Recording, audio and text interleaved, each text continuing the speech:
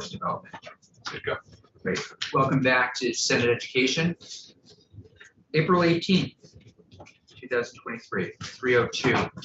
Following up on our conversation that we just had with Damien Leonard and others on actually the title, thank you, sexual harassment. Yeah, draft language to amend harassment statutes. Thank you very much. We had a couple of questions to say that other councils thought you might be better to address them. One was independent schools and whether, Senator Gulick will correct me if I'm wrong, does this apply to all independent schools? Approved, not approved? What's the other sort of Fully private. fully, yeah, who's captured in this and who's not? Sure. Beth St. James Office of Legislative Counsel. So when you say fully private school, the only options in Vermont, if a child wants to satisfy if a family wants to satisfy the compulsory attendance requirement, are approved and recognized in independent schools. So there's no other option for the education that will be recognized as a student attending.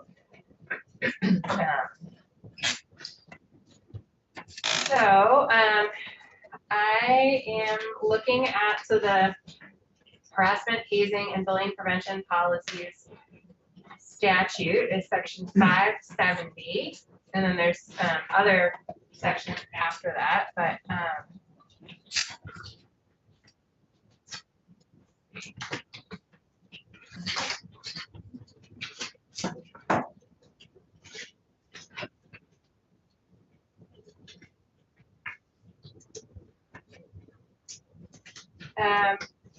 well,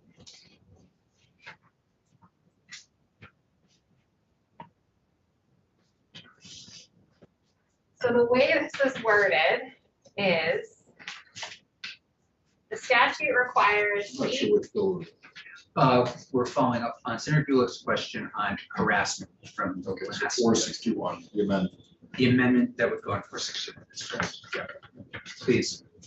So the statute requires each school board to develop, adopt, and ensure the enforcement of and make available in the manner described in section 563(1) of this title, harassment, hazing, and bullying prevention policies that shall be at least as stringent as model policies developed by the secretary.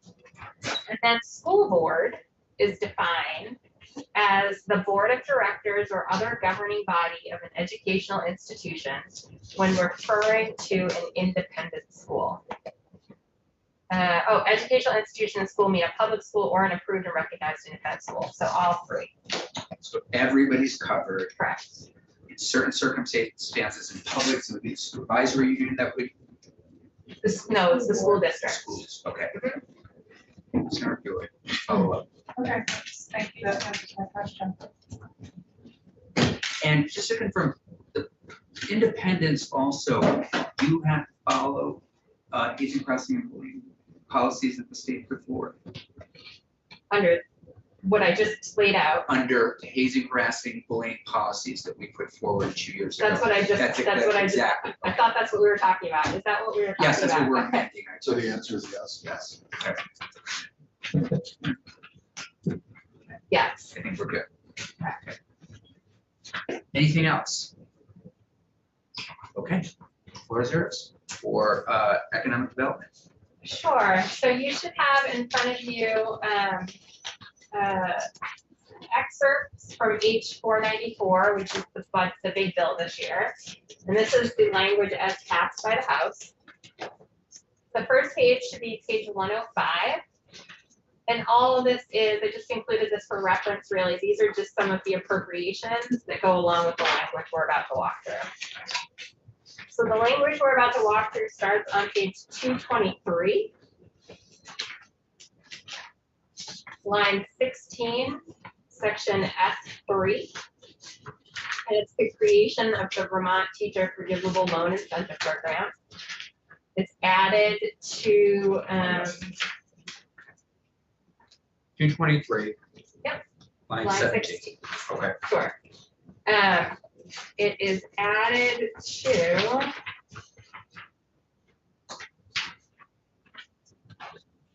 87 is chapter 87 is the grant, scholarship, and education loan programs chapter in Title 16.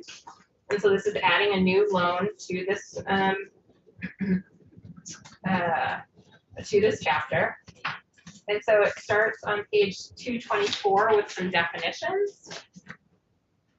Corporation means the Vermont Student Assistance Corporation. Eligible individual means individual who satisfies the eligibility requirements under the section for a forgivable loan. Eligible school means an approved post-secondary education institution as defined under section 2822 of this title, which is the definition section for this chapter. Forgivable loan means a loan awarded under this section covering tuition, which may also include room, board, and the cost of required books and supplies for up to full-time attendance in an undergraduate or graduate program at an eligible school. And program means the Vermont Teacher Forgivable Loan Incentive Program created under this section. And then there's creation language in subsection B on line 13 on page 224. The program provides forgivable, so the program is created and it's administered by VSAC. Program provides forgivable loans to students enrolled in an eligible school who commit to working as a teacher in a Vermont public school, and who meet the eligibility requirements in subsection D of this section. The intent of the program is to encourage students to enter teaching professions with an emphasis on encouraging Black, Indigenous, and persons of color Vermonters, New Americans, and other historically underrepresented communities in an effort to diversify the educator workforce. So it's a program approach. And then on page 225, on line 1 there, the corporation shall disperse forgivable loan funds under the program on behalf of eligible individuals, subject to the appropriation of funds by the General Assembly for this purpose. And then there's the eligibility requirements are in subsection B. To be eligible for a forgivable loan under the program, an individual, whether a resident or non-resident of Vermont, shall satisfy all of the following requirements. Be enrolled in a teaching program at an eligible school. Maintain good standing at the eligible school at which the individual is enrolled. Agree to work as a teacher in Vermont employed directly by a public school located in Vermont for a minimum of 1 year following licensure for each year of forgivable loan awarded. Yes, sir. I'm just curious, I mean, I think this is great. I'm just curious about the residency requirement, because I know things can get tricky when you're talking about economic benefits and tacking on residency requirements for that.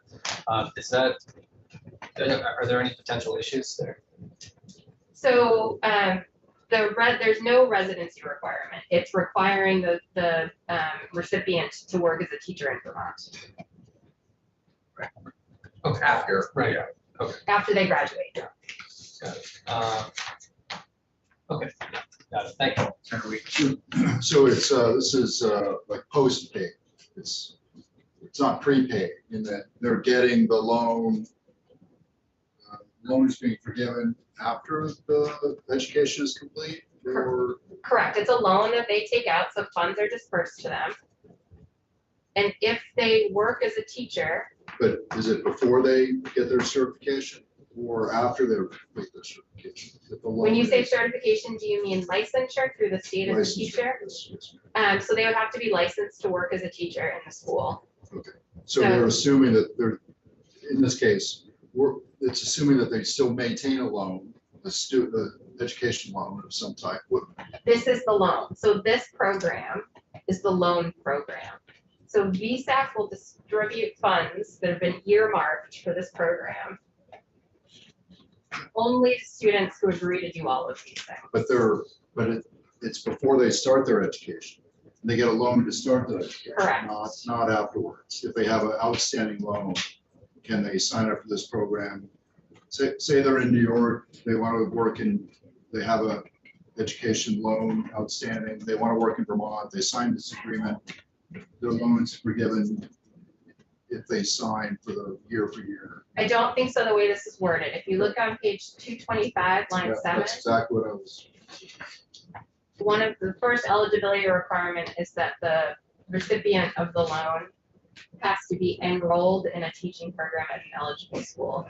I believe what's contemplated and the way this is drafted is someone who's in school applies for a loan to pay for the schooling that they are undergoing.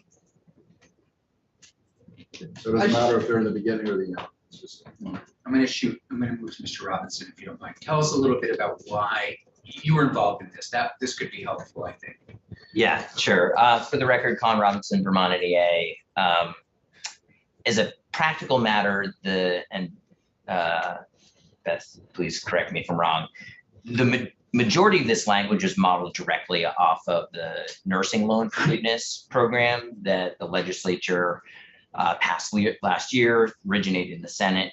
And this language herein is modeled off after that, specifically for teachers. It does envision VSAC being the administrator of this program for folks who are choosing to pursue a degree in a profession as a licensed teacher. And so it is geared toward the front end of people pursuing the profession, not for folks who have already completed a teacher education program looking for loan forgiveness. As it's written, I believe it would, and there's conversation in the House committee on this language, House Education Committee on this language, it would contemplate both undergraduate as well as graduate degrees. So if you're somebody who got a bachelor's degree in biology, who then wanted to go back and get a master's in education, so you could be a biology teacher, you could be eligible for this for your master's in education program, as well as somebody who is pursuing an elementary education degree in your traditional kind of 4-year matriculation type of So program. let's just take that example for a second. Yeah. You have your bachelor's in biology, you want to do the master's. What are you going to get then during this process, and when do you get it? Yeah, so that was the criteria that Beth was going through. And again, I think one of the reasons why the House went in this direction is because VSAC has already stood up a program like this for nursing. Right. So in conversations with Scott Giles and other folks at VSAC, they said, oh yeah, we did this for nurses. Yeah. Easy for us to do this for teachers as well. So it gives them some space to build out that program within these specific parameters. So how it's actually operationalized, of course, is within their purview, within the contours of the statute. So, but it would be forgivable. And one of the conversations we had with VSAC was, to go to Senator Weeks's question, the grant versus the loan construct, right? Do you get a grant to pursue a career in teaching that by saying you're going to commit to teach in Vermont for 5 years? And what we heard from VSAC is actually, it's hard to convert a grant to a loan after the fact. If you've given somebody a grant saying, I will commit to teach in Vermont for 5 years, to then, if they don't fulfill those obligations, How do you recoup then- it, right? How do you charge them? Correct, right.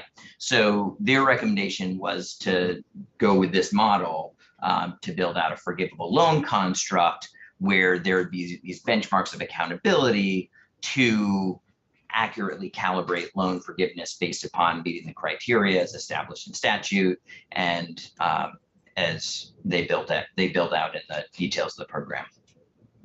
Senator Hashim and Senator Lums. One thing I'm curious about is, and this might be a question for VSEC, curious about income levels. You know, if somebody, you know, what the threshold would be. You know, if somebody's making, you know, 100 grand a year, are they eligible for this, or is there going to be different tiered levels based on your income?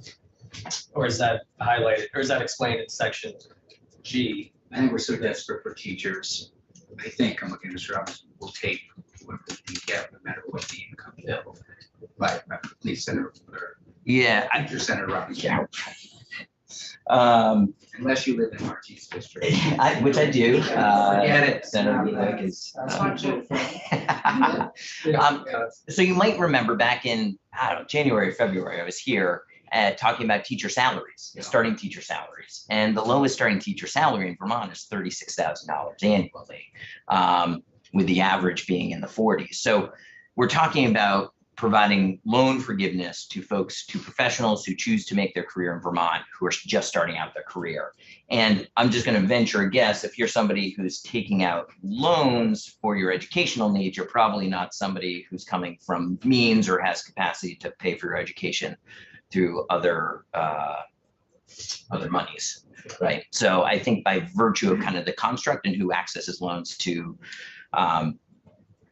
pursue higher education, as well as the specific career path that this is targeting, it's not going to be drawing in high wealth or high income folks. Yeah, I know. I was Yeah. using the 100 grand as a Sure. exaggeration example, but no, I was just curious, what the different levels might be, but from, what I'm seeing, it looks like in subsection G, VSAC is going to be the group or the organization that determines who's eligible and who's not based on their income. So that's what I was curious about. So Williams. Just put my ignorance on display here, but if somebody's a communication major and they've already gone in 2 years, can they still transfer the credits to this program and take advantage of this to become a teacher? So the short answer is, I believe it would obviously depend on the institution of higher education and their credit requirements. But as a general matter, of course, I think we're all familiar with folks who choose to shift their majors throughout the course of their education. And so again, in the conversations with VSAC, there was some specific discussion of a situation where often those first 2 years of education, folks might be trying out a couple different things and might not be until, to your point, Senator Williams, kind of their third year where they're really crystallized and realize, oh, actually, I do want to be a teacher, or I do want to be an engineer. And this would be accessible to folks who choose at that point to become an education major. They're forward or from the beginning? I don't know. That would be within VSAC's purview, I think, to figure out. But I think the intent as outlined in here would be, I would imagine, specific to their time pursuing their degree to be a teacher. Any other questions before we go back to Ms. St. James? Is there help? Yes, please. One final point, the 2.5 million is the exact appropriation that was made for nurses in this construct last year by the Senate and then the House. So. I believe we were on, we just walked through the language on page 225, subdivision 3, lines 10 through 12. So we're going to go to subdivision 4. So we're still talking about the eligibility. They have the requirements an eligible individual has to follow. So they also have to execute a credit agreement or a promissory note that will reduce the individual's forgivable loan benefit in whole or in part pursuant to subsection F of this section, if the individual fails to complete the period of service required in this subsection. So if they start out by saying, of course I'll do it, and then they don't, there's a provision for that later on. And again, remind me, how many years are they committing to? 1 year. It's each year, so it would be each year of forgivable loan awarded. 1 year for one for one. Yes, So- Senator. So, but Yeah. So just out of curiosity, if they fail, if they take a loan, they go for a year, they begin a program, they decide that's not the major they want, the state has to look for, 1 year of repayment? I think we Or- should wait to walk through the language that addresses that. Okay. So subdivision 5, they also have to complete the program's application form, the FAFSA, and for Vermont residents, the Vermont grant application, each academic year of enrollment in accordance with the schedule determined by VSAC. And they also have to provide other documentation that the corporation may require. So if an eligible individual fails to serve as a teacher in Vermont, and he said other weeks, this is going to walk through what your question, for a period that would entitle the individual to the full forgivable loan benefit received by the individual, other than for good cause as determined by the corporation, then the individual shall receive only partial loan forgiveness for a pro rata portion of the loan pursuant to the terms of the interest-free credit agreement or promissory note signed by the individual at the time of entering the program. So they have to pay back what they're not. So If there's no they're- time, it's not a, so there's not a time requirement, it's a money requirement for payback. I'm not sure I understand what you mean by time requirement. So they don't have to work at Vermont for year, it's just money, they just pay back. Yeah, we can't force someone to work in Vermont. So the only other option is to recoup the cost of the loan. On line 10, there shall be no deadline to apply for a forgivable loan under this section. Forgivable loans shall be awarded on a rolling basis as long as funds are available. Any funds remaining at the end of a fiscal year shall roll over and shall be available to the corporation in the following fiscal year to award additional forgivable loans as set forth in this section. And then subsection G, you're absolutely right. This section allows VSAC to adopt policies, procedures, and guidelines necessary to implement the provisions of this section, including maximum forgivable loan amounts. The corporation shall not use more than 7% of the funds appropriated for the program for its cost of administration, may recoup its reasonable cost of collecting the forgivable loans in repayment. So that is, and Colin was absolutely right. This is almost verbatim, the language from the giant workforce bill from last year. I forget the act name, but the bill was F11. And this is the almost exact language from the nursing forgivable loan program with obvious changes for the teaching profession.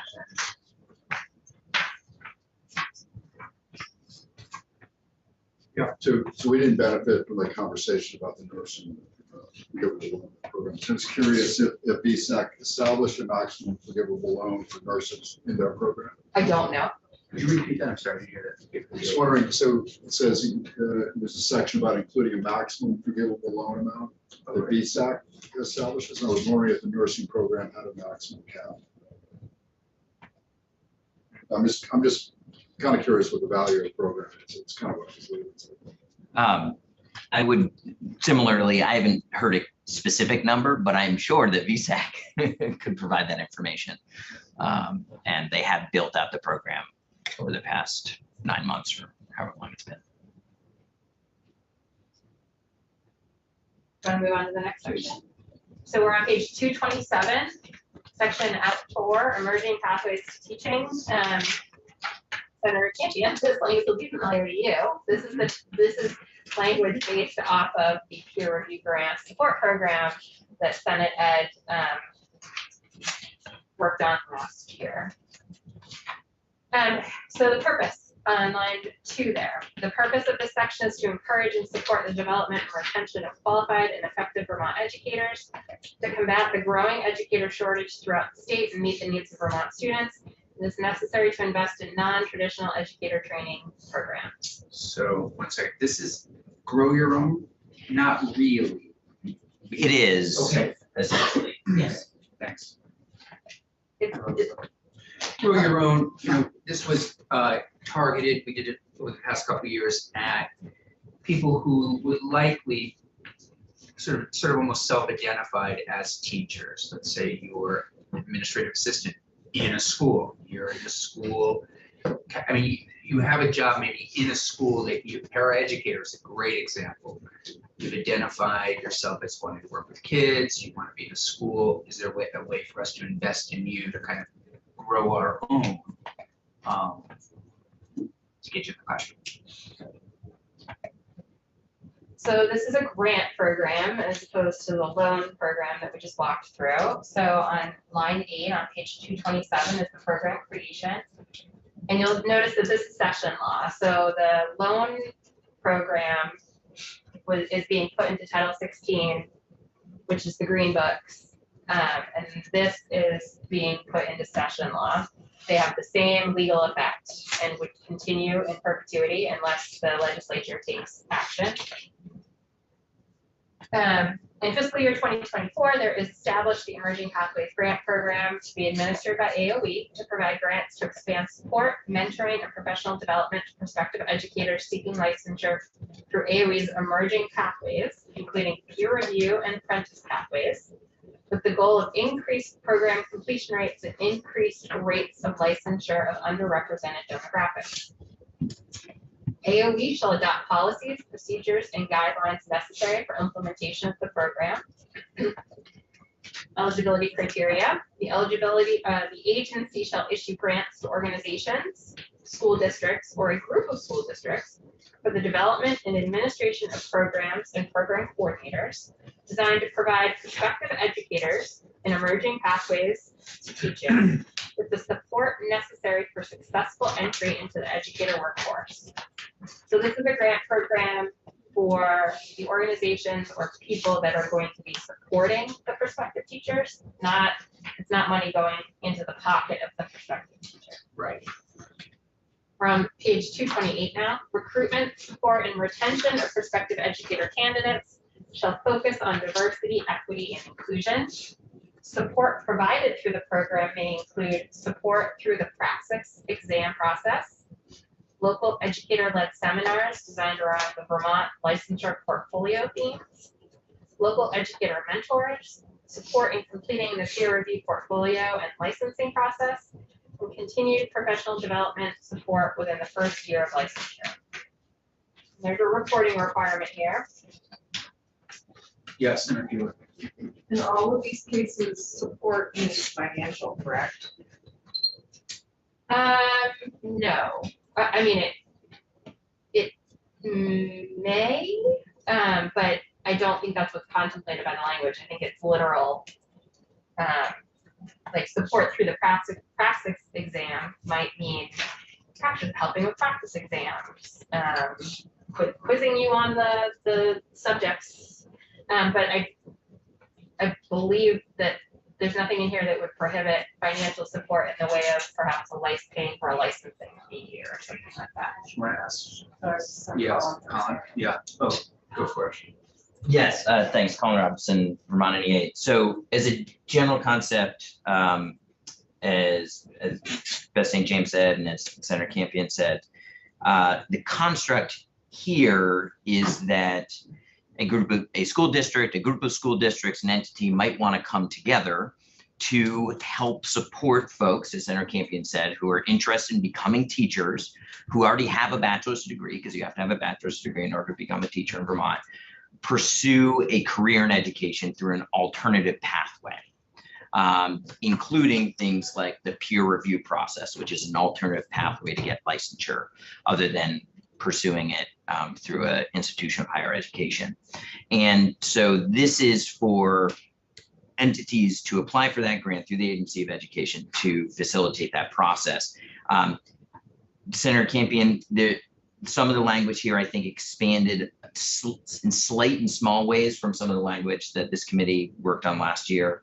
And for point of reference for the committee, last year, Vermont NEA, my colleague, Dr. Juliette Longchamp, who's our director of professional programs, a 30-year educator in Vermont schools, was approached by 7 school districts in the Northeast Kingdom, because right now we have over 1,200 teachers in our schools working on emergency and provisional licenses. And so she was approached by them to basically build out a pathway to support those folks to get permanent licensures. She currently has over 100 folks enrolled in that program that she is directly supporting going through the peer review process, and it's called Grow VT Ed. And the peer review process is something run through the Agency of Education, the actual licensing. But individuals who do it on their own, there's about a 40% completion rate. But if you're supporting that process, it's about 100%, right? And so this here is intended to create space and resources for other entities to apply to the agency to build out those types of programs or analogous types of programs to support community members who are interested in becoming licensed teachers. Yeah, Senator.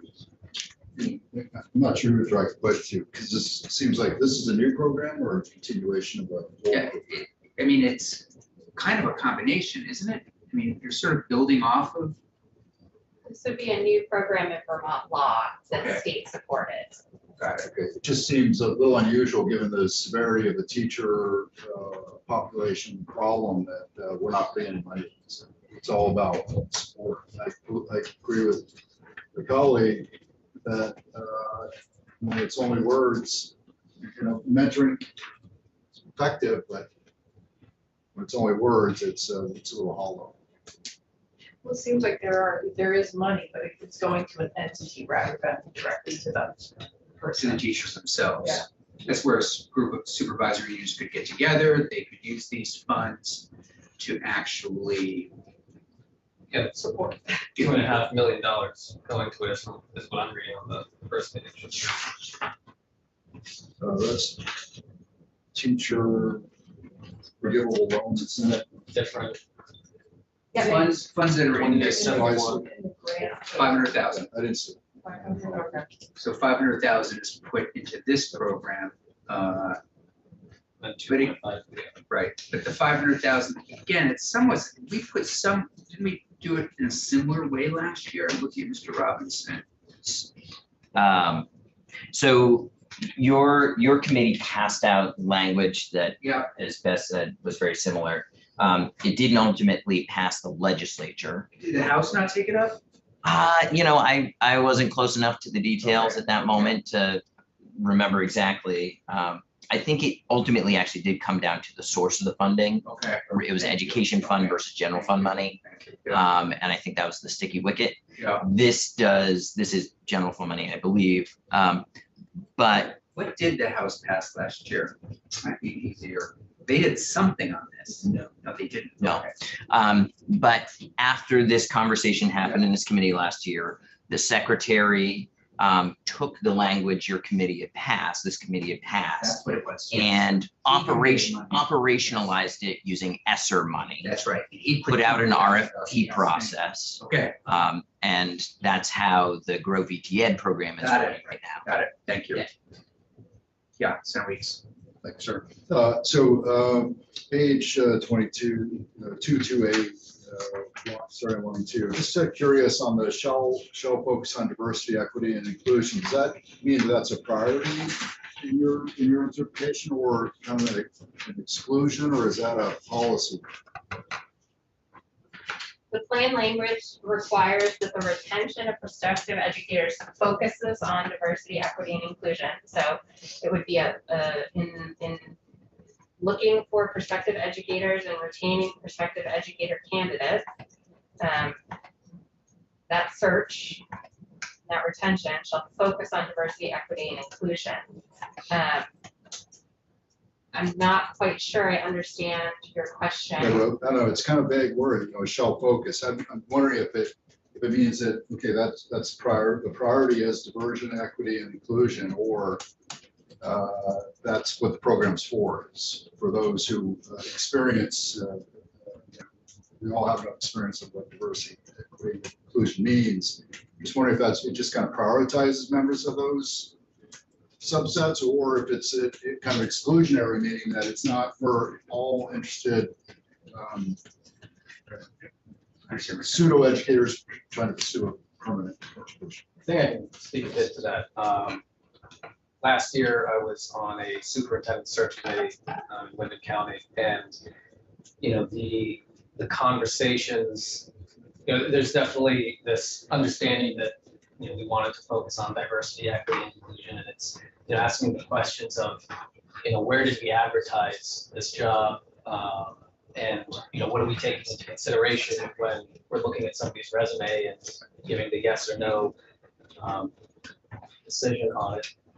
It's not, we didn't have a line in our that says we shall focus on diversity, equity, and inclusion, but it was a part of the conversation, and it was brought up multiple times. So I think it really just involves the way you advertise these sorts of things, and yeah, that's Yeah, well, what if the candidate is not in the subset of historically diverse, inclusionary, or, you know, do they then, you know, is their candidacy then nullified? I mean, they can't, this program is not for, Well, in my experience, no, that doesn't nullify the it just seems candidacy. like, I don't know. again, But this from a is legal- something different. So from a I'm just legal trying to perspective. share my own experience from when we talked about DEI stuff with the hiring process. So I don't know how closely connected it is to a loan program, but just trying to share something that's somewhat connected to your question. Mr. Robinson, you were in the other committees. Can you say a few words about this? Yeah, sure. As I remember the discussion in House Education on this, the process for this language in front of you, there was a symbiotic conversation between House Education and House Commerce, because House Commerce held the whole bill. So there were some liaisons between the committees during all these conversations.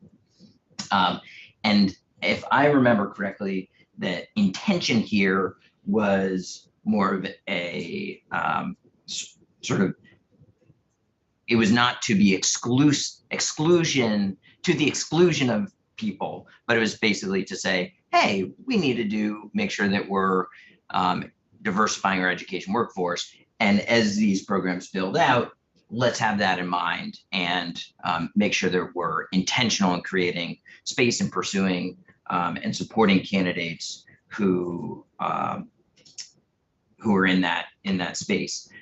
But it wasn't the intention to make it exclusive to a particular population of folks who might be pursuing education. That was how I understood the conversation in committee. So more along the lines of what Senator Hashim was articulating. I agree, but I agree that that would be the likely intent. But I'm curious if from a legal perspective, that's appropriate, or if in fact it's just the opposite and it includes an exclusionary mark. I believe, so if you look at the, I mean, first of all, if we were to spend all this money, get more teachers, I'll be really psyched. You know, but please go ahead. if you look at the program creation, there's nothing in there excluding, there's no exclusionary language in there. Yep. This language appears in the eligibility criteria. So it's not the focus of the program, it's the eligibility criteria. And one of the things I like to do when everyone's debating what a word means is look up the definition. Shall focus is all. Right, so for focus, one of the definitions that just popped up when I Googled it from the Oxford Dictionary is paid particular attention to. So I don't read this language as excluding anyone. What I read it as is a directive to AOE, who has to, by this language, develop the policies and procedures for the program. Sorry. So AOE is administering the program. They have to adopt the policies, procedures, and guidelines necessary for implementation. So I see this as a directive to AOE and setting those criteria. You know, what does that look like? And also a directive, what does that look like for the plans the interested programs are going to put forward to qualify for the grant? And then also a directive to the programs themselves when they're looking at recruitment, support, and retention of those prospective educators that they are there to support, focusing, paying particular attention to diversity, equity, and inclusion. But I don't read that to mean that's the only purpose of the program.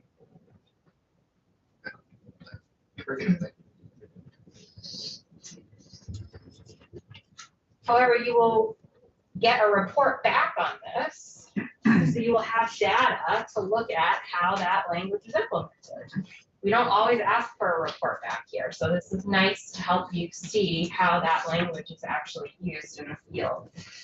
So AOE has to report back by next January 15th on the status of the implementation of the Emerging Pathways Grant Program and a summary and performance review of the programs to which grants were awarded. The report shall include any metrics used in the performance review, the number of program participants, endorsement areas of participants, feedback from participants and mentors, and any recommendation for legislative action. And that's the Emerging Pathways Program.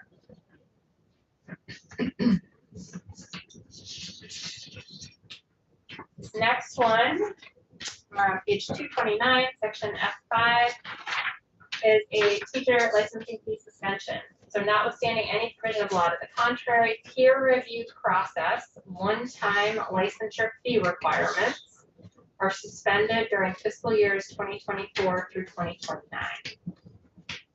In fiscal year 2024, the estimated fees that would have been collected under that licensure fee shall be accounted for through funds appropriated to the AOE from the general fund.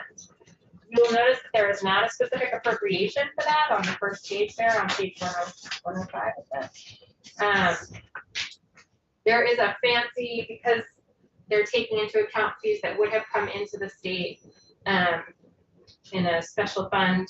There's a fancy way that JFO accounts for that, so it's not accounted for through a specific appropriation. This might be a question for Colin, but I was wondering if there's any background as to why we get rid of the fees for 5 years. And I mean, in my head, I'm just thinking, we're allocating all this money and then also getting rid of fees, which presumably would have gone into the same fund that this money's coming out of. So just thinking about balancing and wondering what the background is on that. Yes. So real quick baseline on teacher licensing. So it is, as I understand it, sort of a, like many fees, kind of self-funded part of the agency. Of course, Vermont teachers have to be licensed in public schools, and they have to be relicensed every 5 years. So this is not the initial licensing fee that a teacher gets when they first come out of school. It's not the renewal fee. It's specific to what we briefly mentioned earlier, the peer review fee, which is an alternative path to licensure. So this is for somebody, this is a fee of $1,200. So it's the biggest of the fees. Normally, if you're just getting your initial license or relicensing, you're talking about $300 or so, $50 every year plus baseline 50. This is for somebody who is going through a specific peer review process, who already has their bachelor's degree, to become a licensed educator in Vermont. And it's a large chunk of money at $1,200. And so that was the focus here. Let's remove that barrier, that financial barrier, for folks who are maybe choosing a second career. Maybe they've been in the private sector, they're in their 40s, and they want to become a teacher. They go through this peer review process, and they get to the end of the road and have to write a big check for $1,200. Let's eliminate that barrier to folks. So that's what this specifically does. I believe as a practical matter, we're talking about around $100,000 or so. I'm looking at Beth if she remembers those numbers at all. It was not a large. But it was, I think the reason there was, House Education spent some time and talking about the totality of licensing fees for teachers and maybe doing something with others, and they zeroed in on this because it was not only the biggest on the front end, but actually it was one of the lowest in terms of the total amount within the agency's budget, licensing division budget, at $100,000. Yeah, and again, you're rolling out maybe 36,000 probably. Right. Yeah. This is a good start to so much more we could be doing for teachers. Yeah. Can I ask a question about a part we've already gone over? Yeah. Which I was wait till the end.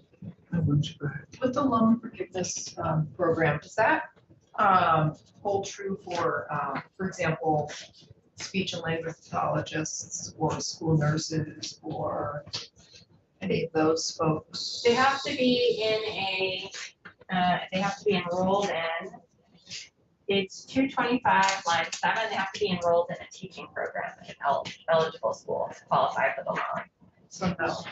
The answer is no. Well, I can't say no because I don't know if there are specific programs that involve teaching and speech language pathology or specific programs that involve, I don't think so, but I can't say no. So Is there a shortage there too? Yeah. Yeah. Mr. Robinson. Yeah, I would say, I would agree with Beth in the, sort of reading this. Obviously, on the nursing side, that individual might be able to access the nursing program that was stood up last year, depending on when and how they're pursuing their, because at some point or another, they would become a nurse. So, but SLPs, I'm not sure where they might fit into this constellation. Because it does, just for, so everybody knows, obviously, I think Senator Gulick knows, school nurses, school social workers, school counselors, a little different, SLPs, they, in order to work in a school, have to receive a teacher license specific to that field, in addition to having the credentials therein. And so they, to your point, they might not be going through a education degree program in the same way. You think of a third grade teacher or a high school English teacher or something like that. the language also on lines 10 through 12 is specific to working as a teacher in Vermont.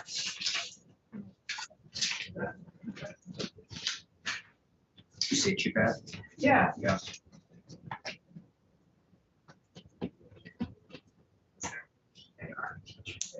Yeah, They're licensed. licensed teachers. Yeah. Okay. You want to flag it and see if there's, because the other thing is, well, what we can also do is have a conversation with Jane. If you and I want to go down. See if there's something else. Yeah. Please go ahead, St. James. Sure, I'm just gonna say, I don't know that there is a universal definition for teacher in Title 16, something that I will look into. But I'm not sure that, there are lots of people that provide services in schools that aren't teachers. And so I'm not sure that the term teacher encompasses nurses or speech language pathologists or school social workers, et cetera. They're providing a service in the school, but they're not a teacher. They may have to have an endorsement to be in the educational setting. So if you are interested in expanding the eligibility of that program, we would need to look at very specific language. I'm not averse to that if there's having that conversation. Yes, no, Robert. I will say, just as a practical matter, if you're working in a public school and and you hold a teacher license through the Agency of Education, you are part of the Vermont State Teachers Retirement System. And by statute, you're required to be part of that. So if you're a licensed teacher in a public school in Vermont, you would have access to that. So just the point that Beth was making, there's probably a way to, well, maybe she wasn't saying this, but it feels like there's ways that this could be captured given that context. Okay.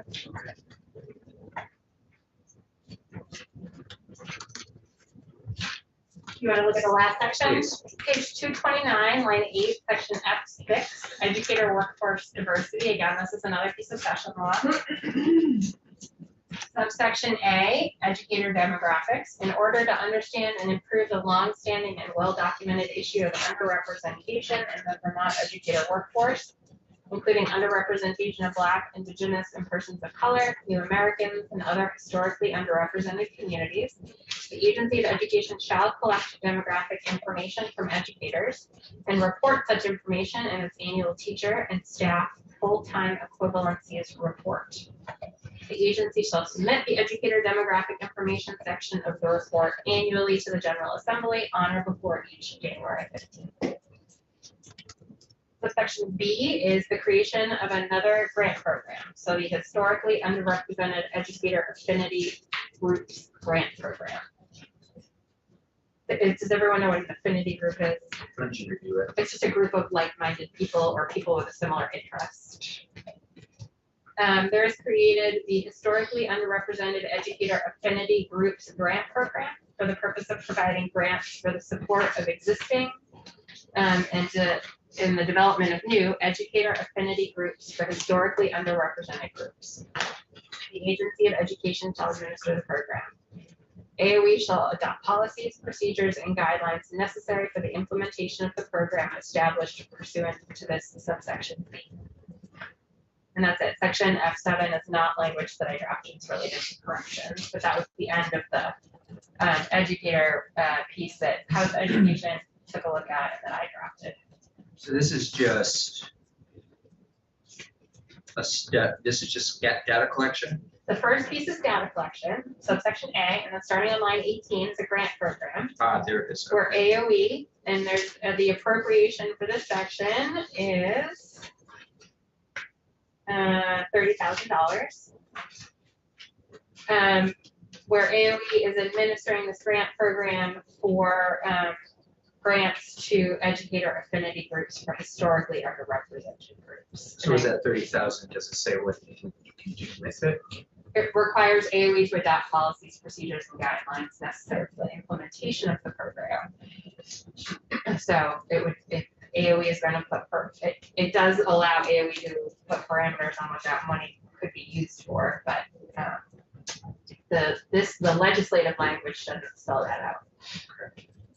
Are there, to your knowledge, any good examples of parallel to a affinity group that's funded by the government like this? Oh, funded by the government like this? I don't know, and I wouldn't say that this would fund them. It would be $30,000 worth of funding.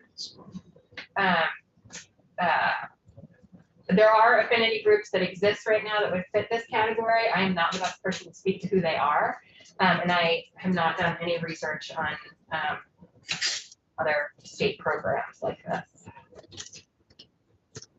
Mr. Robinson, back to Senator Doolittle question about, I would just say, school counselors, nurses. Is there language, if we went down to approach and said, could we do something along the lines of other school personnel? I mean, to keep it broad, you know what I'm trying to do? I mean, I'm thinking of this group, but there could be other people that we're not thinking of and set aside. Yep. I do know that I may have helped appropriations find a little money. Maybe we could use that money. Sure. I don't know. I would say two things. One is obviously if you want to pursue a sort of a different but specific program for this cohort with the funds you have found on the couch cushion, Right. absolutely. I am also literally drafting an email to the folks at VSAC right now, and I was CCing Senator Gulick asking their thoughts on this question, because of course you can talk about school nurses, SLP, school counselors, Yeah. school psychologists, social workers, among perhaps others. There is a cadre of folks who are licensed teachers who work in our schools who wouldn't matriculate through a education program in the exact same way, right? Yeah, so many shortages. Yes. So much. Again, we're not talking about people graduating and making $300,000 a year, but you know, and probably take, if you're a counselor in a school versus opening up your own practice, you know, hanging a shingle, you know, you're just not making as much. So I would say if there's something we can do this year, I'm happy to talk to Senator Kitchell about it. Would you like me to include you on this? Next up, Senator Brooke will let me know. Any questions for Ms. St. James or Mr. Robinson? So this was going to go to economic development, but they said, no, this section, of course, is going to be here. But economic development has asked me to come in and give the committee's impressions tomorrow morning. So I'm looking for the committee's impressions on this piece of workforce development. And then they will take it and give our impressions and their impressions of the rest of the workforce development bill, the appropriations. Just looking for, please. I think it looks great. I think it's really targeting some areas that have been in need of some support, including the historically underrepresented educator affinity groups grant program, because, we may be able to hire folks from historically marginalized communities, but we want to retain them once they are here, and if having an affinity group Yeah. is something that makes their experience more positive, then I think it's great. Senator Sheen, impressions. On the whole thing. Yeah. It's good. I mean, what I appreciate the most is the student loan forgiveness for the 1 year in Vermont, 1 year goes away. It's my understanding, after somebody's been here for a couple of years, they're much more likely to set up roots, have a social circle, buy a house, and those are the types of things that Run for office. run for office. Those are the types of things that keep people in the long run. So, and that's what we want. Yeah. Senator Williams, impressions, thoughts, kind of generally. I think it's good. Okay, so. Senator Weeks. I'm just curious, the experience from the nursing program. I'd like to hear a testimony about something we've already done. If it really addressed the problem, if it provided solutions and addressed the problem. and go from there. That actually was another point. I'm curious about the statistics, how many nurses finish the program and stay in Vermont, versus how many decide to crop out of the program and they have to recoup the loss. Mind asking that of BSAC, Yeah, I can, the nursing piece also? Yep. That would be great. That would save us a step, and then they can get back to us and let us know. Please. Ditto. one other sort of final point, just for context, and I don't think this will be a surprise to any of you, but these types of programs exist for various professions and states and other places. And while I'm not close to the details on those, this sort of construct and concept is not unique to Vermont and not unique to this moment. I know New York State has one specifically for teachers that's been on the books for a while. I'm not familiar with any sort of data and outcomes, but I imagine these programs wouldn't continue to exist if they didn't find themselves or produce useful results. And if it doesn't work, the state ends up with more money. Right. We don't want actually in this case. Yeah. No, I'm just curious about, is it enough? Is it too much? Mhm. Was it effective? Just a lot of questions, which, just throwing money at a problem isn't the solution. You gotta understand what the problem is and make sure this is a solution. Another thing I'd be curious about is how we would advertise this. What I've heard a lot this year is how many things exist that we've done that people just don't know about. Yeah. And it would be a shame to prop up a program that we all think is awesome, and put all this money into it. And then there's people who want to do something like that, but they don't even know it exists. So I think the advertising piece is also important. So Mr. Robinson is ready to be sat down. If you don't mind, that'd be great. The advertising piece. I'm CCing Senator. Yeah, and then Senator to look in, look back to us tomorrow. Big. For now. See what happened 8 weeks ago. Big push. Anything else before we take a 5-minute break and then have the Vermont State Colleges in? They're here. They're coming in person. They're just around the corner, but they're like on the way. Sounds good? Yeah.